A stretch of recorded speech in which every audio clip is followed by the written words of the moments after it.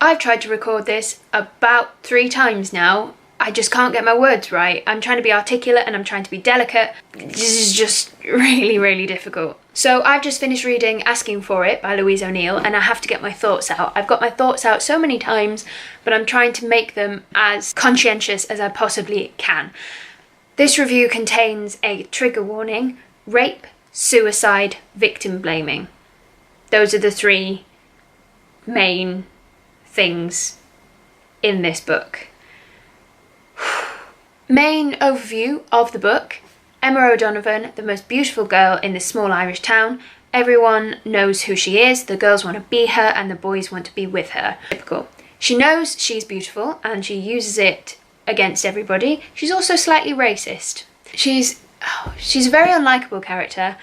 I hated her throughout the first third of the book. I really, really hated her. Up until the attack, and I saw how everyone else was treating her, and I wanted to protect her from everybody else.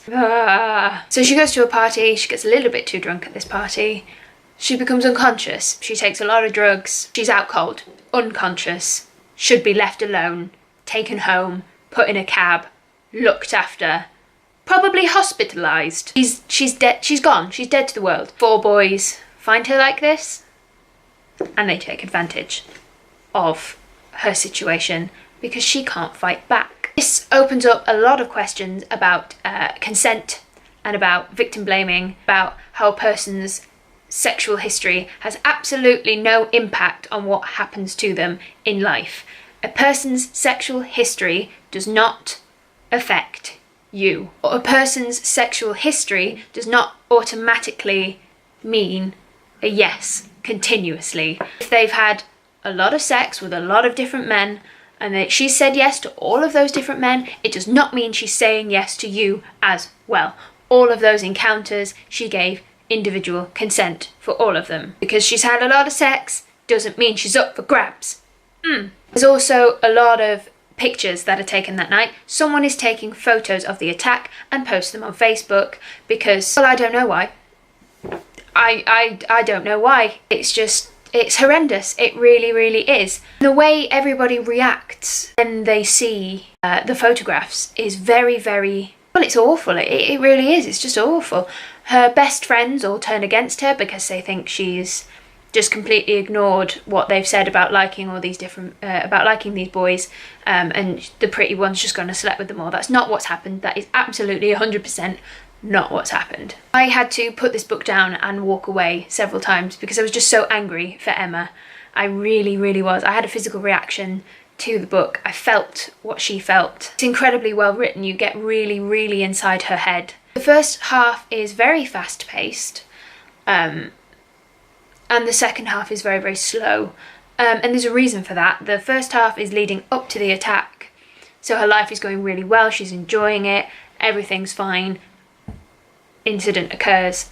1 year later, that's when the book picks up again, and she's waiting for trial.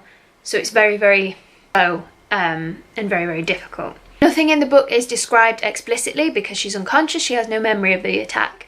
The pictures that she then sees later on, you get a brief description of them, but nothing too graphic or explicit. So if that's your main concern, that you don't want to read descriptions of sexual violence, there's no explicit descriptions. Everyone's reactions to what happened is horrific. Like, her parents don't want to look at her anymore. Her brother's really the only one that has a normal reaction. All of her friends turn against her and say it was her fault. To the point where Emma believes that. Emma believes it's her fault, which of course it wasn't. How could it be her fault? How could it possibly be her fault? She was unconscious. She couldn't do anything. I wouldn't recommend this book because you're going to enjoy it, but I would recommend this book because it will get you thinking and it will open up a dialogue about consent and about victim blaming and about sexual history and all of those things, all of those incredibly, incredibly important things. I would recommend reading Asking for It because it's important. It's important that you do. I'm going to leave it there because I don't think I can say any more. I'm trying to do this as delicately as I possibly can, and if I carry on, it's no longer going to be delicate. If you have read Asking for It, tell me what you thought. I'd really like to talk about this some more because I have so many thoughts.